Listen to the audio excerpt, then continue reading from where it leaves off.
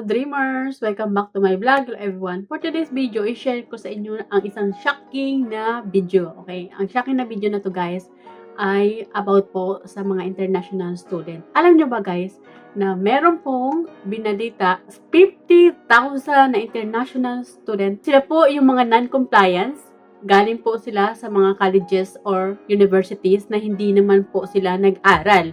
So, bale ay 50,000 po kasi nag-audit po yung colleges and universities na pinroad nila sa immigration na suma total ng mga international student hindi ho nag-aral ay nasa 50,000 po. Meron pong mga Pilipino. Meron din pong galing sa Philippines. Ito yung mga list guys na hindi po sila nagpakita. Yung audit na to nung March and April 2024. In March and April 2024, Canadian universities and colleges submitted compliance reports to IRCC or sa immigrations revealing that tens of thousands of international students failed to adhere to the terms of their study permit. Okay, below are the top 10 countries of origin of international students in Canada and their corresponding compliance statistic. Ito yung mga non-compliant. Okay, mga non-compliant students, first, India. Okay, alam niyo ba kung ilan yung sa India guys? Nasa 19,582 yung mga non-compliant student. Sa China, 4,279. Nigeria, 3,902. Ghana, 2,712. Iran, 1,848. Democratic Republic of Congo, 1,166.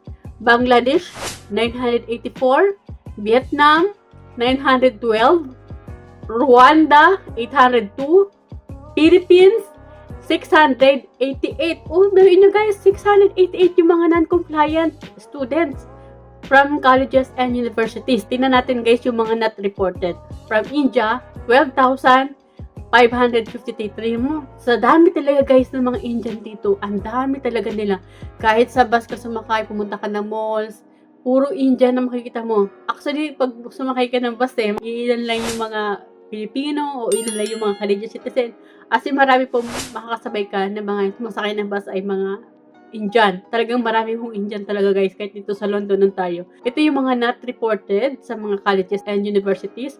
India, 12,553. China, 466. Nigeria, 1,675.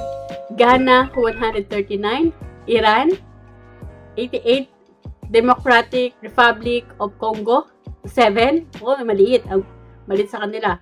Bangladesh, 157. Vietnam, 299. Rwanda, 24. Philippines, 2,078 guys! Ang dami! Biruin mo, non-compliant to student, 688. Not reported is 2,078.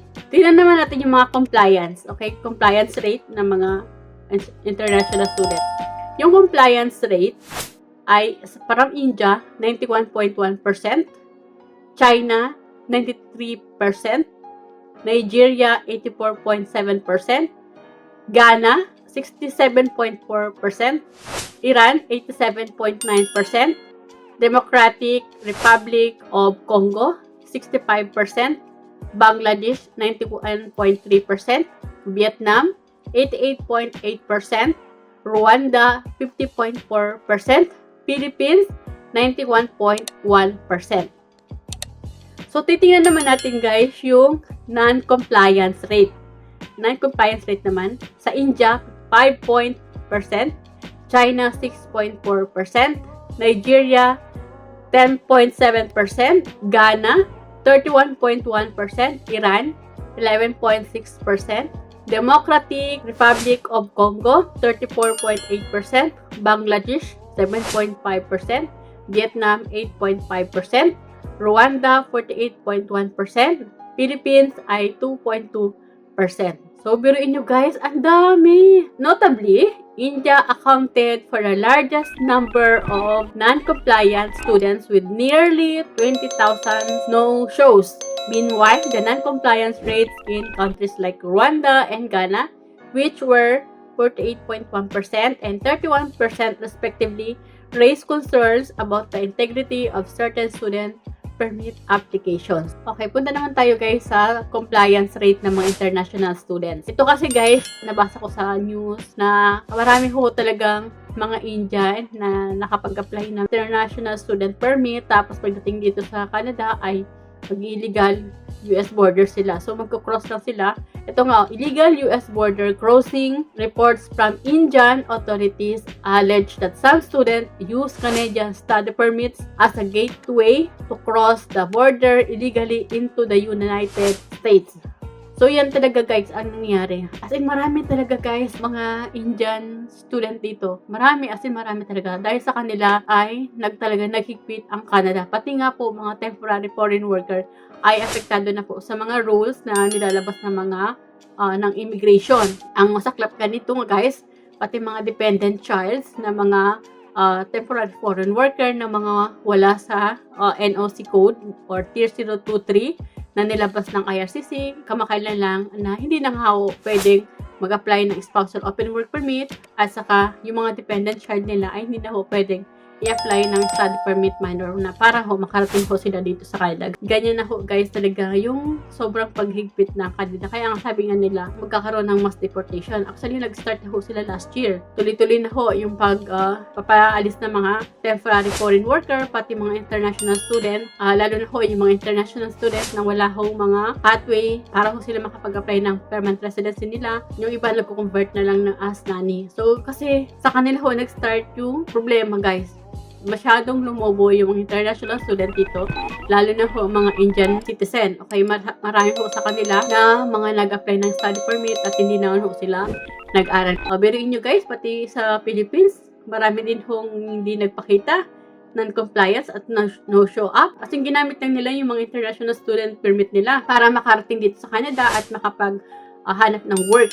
Okay, kasi yung iba nag-work na lang talaga, hindi naman talaga nag-aral. So, nadadamay yung mga matinong estudyante na gusto lang talaga mag-aral para sa kinabukasan ng pamilya nila dahil nga sa paghigpit, pati yung mga matitinong estudyante nadamay. Pati mga temporary foreign worker nadamay din. So, yun nga guys, na-share ko sa inyo yung mga nireport ng mga colleges and universities sa immigration na 50,000 na mga international student ang hindi sumunod sa kanilang permit na mag-aral. So, ginawa lang nilang paraan yun na makarating dito sa Canada. Dahil yung mga Indian citizens. So, talaga hindi talaga sila mag-aral. Maraming lumabas ng mga fraud, mga scam about sa mga international student na yung iba wala naman talagang study permit, hindi naman sila mag-aaral. Hanggang naabuso guys yung sistema ng mga international student. So, yun nga, magkakaroon talaga ng mass deportation, lalo na ngayon 2025. Yun na guys, talagang hindi talaga natin maasahan ng mga ganitong mangyayari dito sa Canada